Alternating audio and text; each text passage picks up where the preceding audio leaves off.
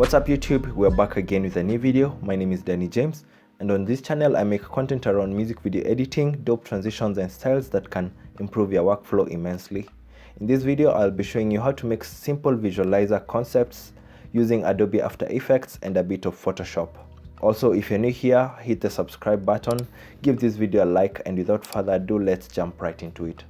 Now, what we want to do, we want to start on Photoshop. So you need a photo which you can start off with. I'll go with this photo. I like it quite a bit. Now we need to manipulate it and give it a different look so that you can have something to switch to. So I'm going to drag it into Photoshop, and this is the 1080 by 1080 canvas, so this fits very well. I'll duplicate this file just in case. Just duplicate your files so that you can always have a backup. And now I want to get a selection around the subject. If you're using a latest version of Photoshop, this one should help you select the subject very easily.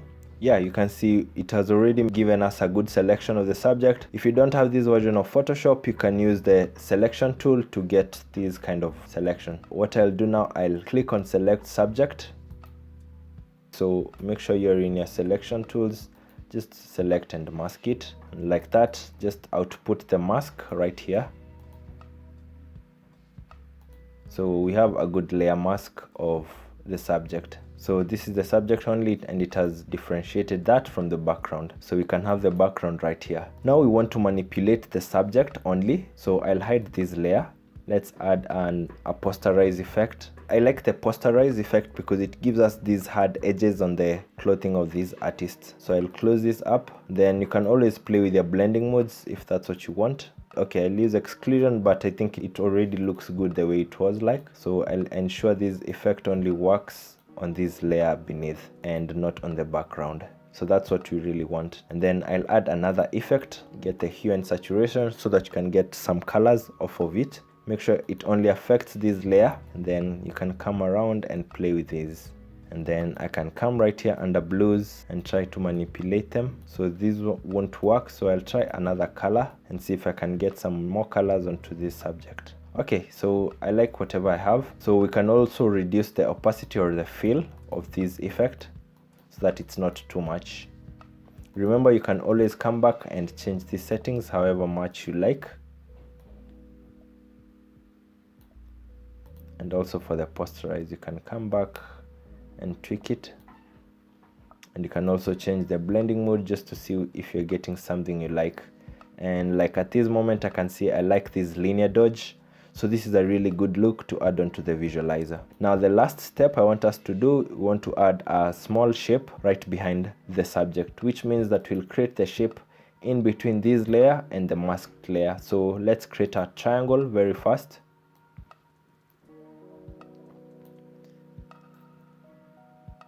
I'll get this, and then I'll put the triangle right here. Again, we don't want a fill, we want a stroke. So I'll go for a pinkish color, and then let's increase the size of this stroke. Okay, that's good. Now let's make this triangle a bit smaller. So let's make sure it encompasses the entire frame. Like that. So I'll just put it somewhere around the subject. So this is a really good look to start off with. Now I want us to export this image as it is so that you can have the second image to work with. So I'll export as a JPEG, no need for transparency, and I'll just place it on my desktop. Now you can close that, and now I'll jump right into Adobe After Effects. Jumping into Adobe After Effects, we need to create a new composition. I've already made it. So the settings are going to be 1080 by 1080. I also prefer to have something a bit longer, around 20 seconds. That's okay. And now let's create a new solid. Just accept, and then right on our effects and preset, let's add a grid. Put it right here. Now this will help us create those unique lines. Let's change the color to something purplish. That's the vibe that we're going for. We already used that on Photoshop. It will look better. And then you can increase the borders around 9, just something a little bit bigger. And then we need to make this a 3D layer. And right under rotation, let's try rotating it like this.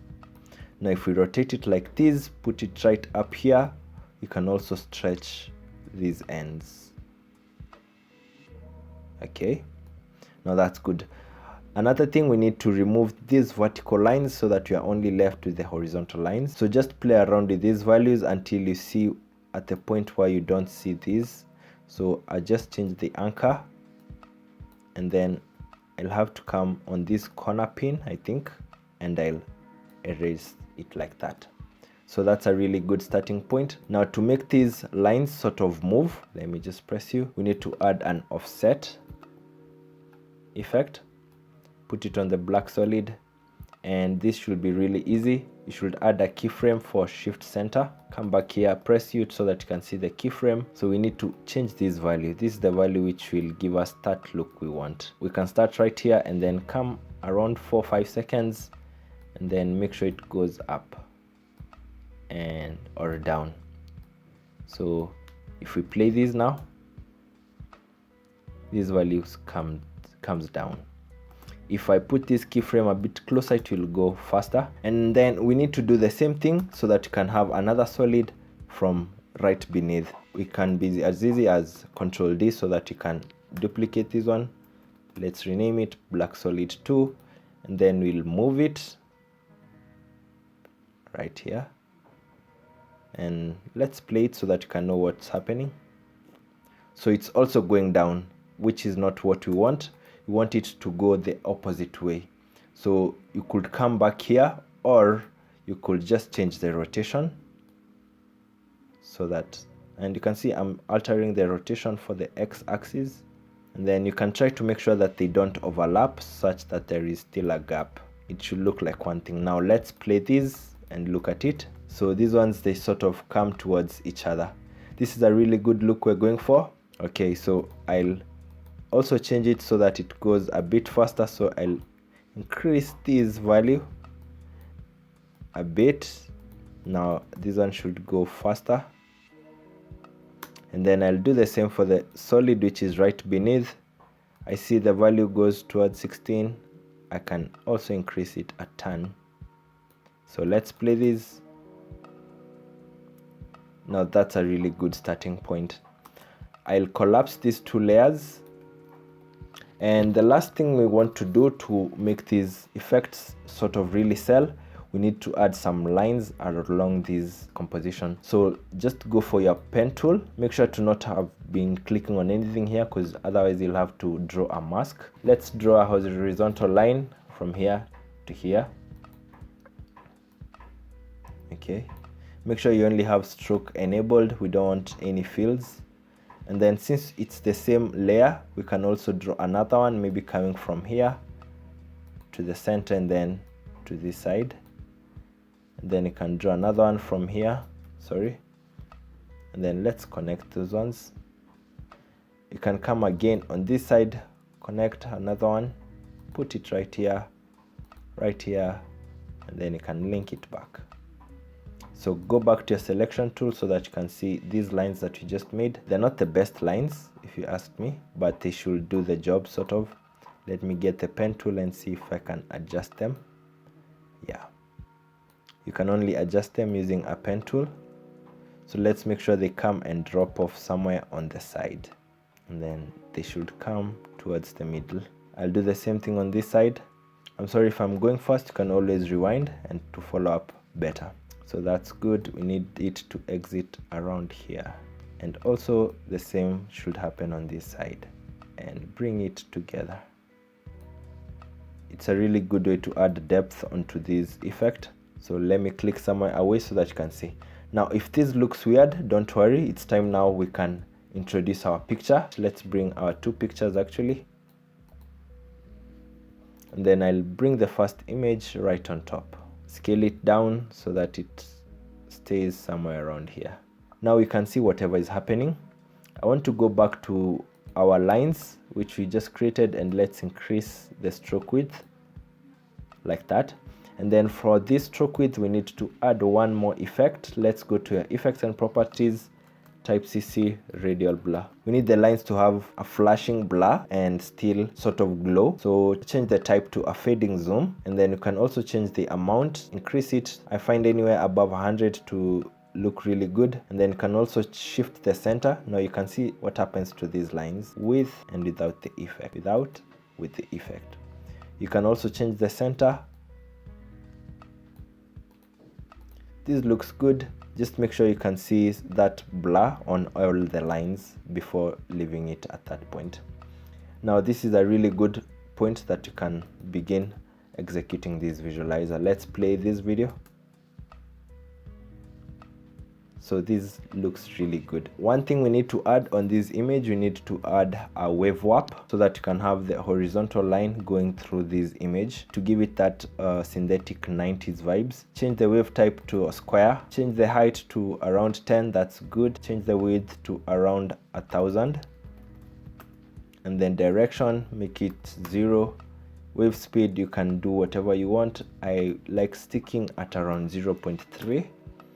And then the pinning, make sure it pins on all edges. Now it will give us a line on this image, so it really matches with the energy of the song, or the visualizer in this case. Now after these items run from around 4-5 seconds, we need to cut them down. So what you'll really do, shift click everything, hit Ctrl Shift D, and then delete the excess. Now on our last frame, we need to pick a screenshot. So how to pick a screenshot, go to composition, save frame as, save as a file, choose what type you want to output. I want a simple JPEG sequence, and let's make sure it goes to our desktop to use. So that should render in a second, whatever type of computer you're using. So we have this screenshot, looks really good. You can see the wave warp is right here. And you need to pick this screenshot after you've done everything, not before. And then I'll bring it onto Adobe After Effects and then drag it right on top. Then this screenshot will appear right after everything. So if we play around, we'll play, and then the video should stick to something. Let's just scale it. I think it needs a scaling of 200. Yeah. So the video will run, and then it will pause, and then we let the video run again. So delete the excess of this. So let me just give it a different label so that you can easily follow it. So that's the screenshot. Now we'll do the same things, but again we shall change the image. I'll copy paste this black solid, Ctrl D, and then I'll push the duplicates on this side. One thing I really like, I like organizing these files, so I'll put these two solids on top. We'll bring these solids, so there are two solids, bring them right after this screenshot. So the video will run like this.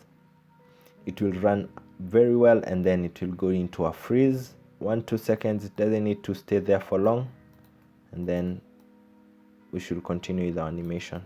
So we need to bring the second image right here. Make sure it follows the same properties from this one. So the scaling, it's around 59. So also this one, scaling around 59. So it will fit perfectly, and then it will continue.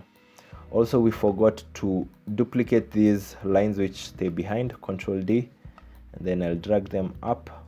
I'll put these lines right beneath. So it's really important if you can arrange your files well, so that you can follow along as you continue doing your work. Freeze, and then everything goes on well. One more thing we need to add onto this image is the wave warp effect. So just copy it from the other one and then bring it on this one. Then you need to cut the excess once again. Also, one thing I haven't done, I didn't bring any music just in case of copyright and everything, but you should be able to get the concept. Now the rest of the animation is just duplicating everything that we just did.